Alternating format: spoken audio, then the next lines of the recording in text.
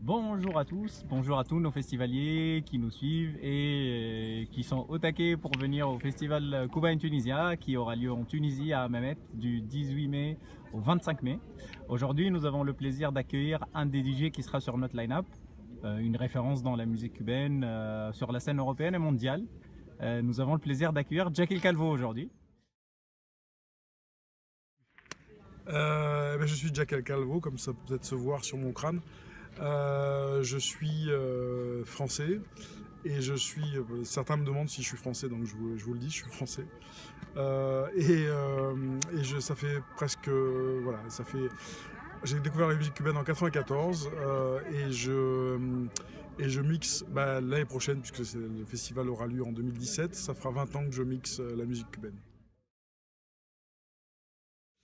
Je suis arrivé dans ce milieu-là parce que travaillant dans le tourisme, en fait, on m'a invité à Cuba en 94 pour me dire il faut que tu viennes à Cuba, ça s'ouvre au tourisme, tu vas voir, c'est un super endroit. Et effectivement, puisque la preuve c'est qu'aujourd'hui les hôtels sont pleins, c'est compliqué d'y aller, de réserver si tu t'y prends pas 6 mois à l'avance. Et quand j'ai été à Cuba en 94, je suis tombé fou amoureux de cet endroit.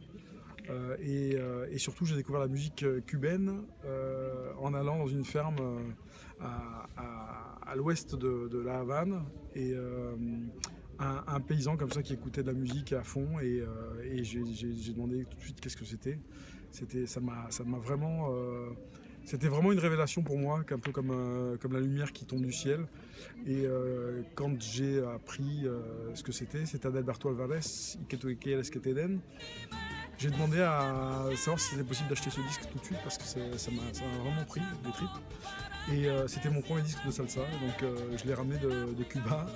Je l'ai toujours proche de moi et je commence souvent mes sets avec Adalberto Alvarez justement pour faire hommage à ce moment-là.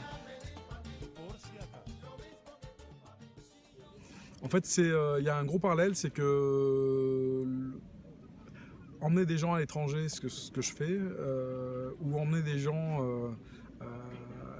dans un voyage musical, c'est un peu il y a un petit peu la même chose. C'est-à-dire qu'on les emporte de leur quotidien, on essaie de les envoyer très haut dans les sphères de l'orgasme, et ils redescendent dans leur quotidien après, mais avec la banane. C'est un peu l'objectif et du tourisme et du métier de DJ.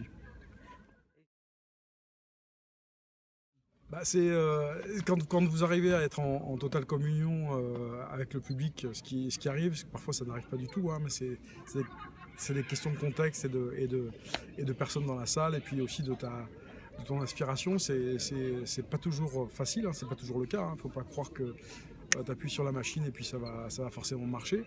Il faut vraiment arriver à trouver ce discours, cette communication qui devient après une communion avec les gens. Et trouver les bonnes mécaniques pour les faire monter. Et je vous assure que moi, quand j'entends les gens chanter, quand je baisse le son par exemple pour les faire chanter, et que ça marche, j'ai les larmes aux yeux. Vous le voyez sans doute pas, mais c'est le cas. Ça me donne des frissons, ça me met les larmes aux yeux. Ça veut dire qu'il y a vraiment quelque chose qui se passe. Et je veux dire, un DJ, s'il fait pas ça, c'est qu'il a rien compris. C'est que il faut d'abord communiquer avec les gens. Alors, en tout cas le maximum de gens, pas seulement une élite, mais essayer d'avoir un maximum de gens qui s'emportent dans la soirée. Et si on arrive à ça, je crois qu'on a gagné en tout cas le pari qu'a le DJ de devoir donner du plaisir aux gens, parce que c'est d'abord le plaisir.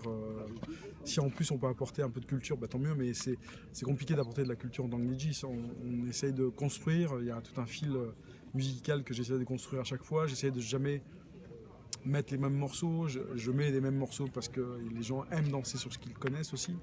Mais il faut essayer aussi de construire différemment. Et c'est un métier de feeling, vraiment de feeling, parce que tu ne mets pas forcément une playlist que tu vas mettre le lendemain, parce qu'en fonction de ton public, tu t'adaptes. C'est vraiment le maître mot.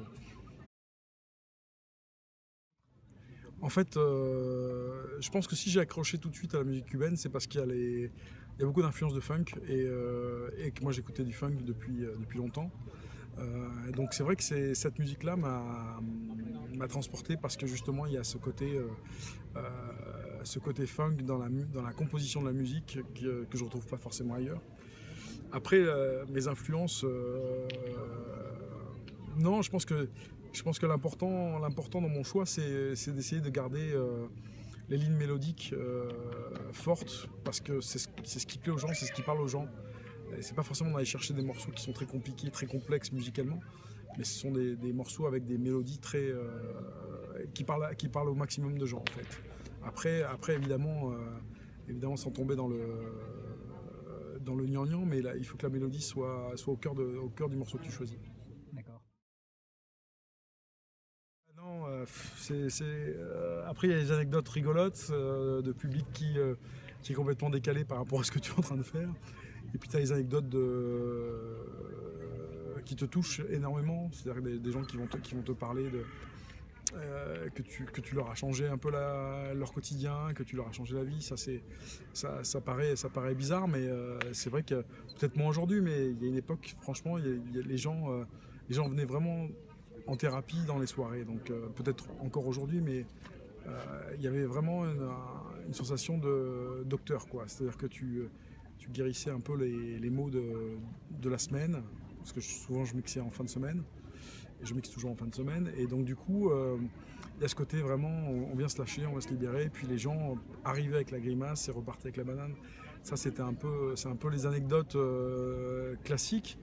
Après il y a des anecdotes comme une fois, un samedi soir, on me demande du Elvis en pleine soirée salsa, et je dis Elvis Crespo. Ceux qui ne connaissent pas, c'est le chanteur de merengue. Et la personne me dit mais non, Elvis Presley. Et là je m'arrête un instant, je ne suis pas sûr d'avoir bien entendu. Et en fait la personne voulait que je mette du Elvis Presley parce que, en effet, et argumentant qu'il avait fait un disque de musique hawaïenne, donc forcément ça allait bien dans la soirée. Donc voilà, ça fait partie des anecdotes que j'aime bien raconter parce que c'est assez extraordinaire, quoi. Mais bon voilà, c'est mignon. C'est mignon. Je vous invite tous à venir à Mamet pour 2017 parce que je sais pas pourquoi j'ai la sensation que ça va être terrible. Il y a un line-up incroyable de profs. J'ai des collègues DJ qui sont assez bons aussi. Je dois avouer que je suis très content de mixer avec les personnes avec qui je vais partager les platines, enfin les platines le son en tout cas. Et le line-up de profs promet des soirées assez endiablées. Donc je pense que soleil, ambiance, c'est tout en fait. Ouais. Et puis fiesta, concert, quoi. ouais. Des concerts, ouais, certainement du live. On a eu quand même des Poupis et La Rêvée il y a la dernière fois, l'autre édition. Donc là, je pense que ça va être du même acabit. Donc non, je pense qu'il faut venir. Il n'y a pas à tortiller. Et puis c'est le grand partage, quoi. On est tous dispo, les profs sont dispo, les DJ sont dispo pour partager ensemble, pour discuter. C'est le moment aussi de se retrouver dans un endroit vraiment convivial. Moi, je vous invite tous à venir parce que, en tout cas, moi, j'y serai et je suis très content d'y être. Et je vous remercie l'équipe d'organisation d'avoir pensé à moi. Y yo me dice la gente allá de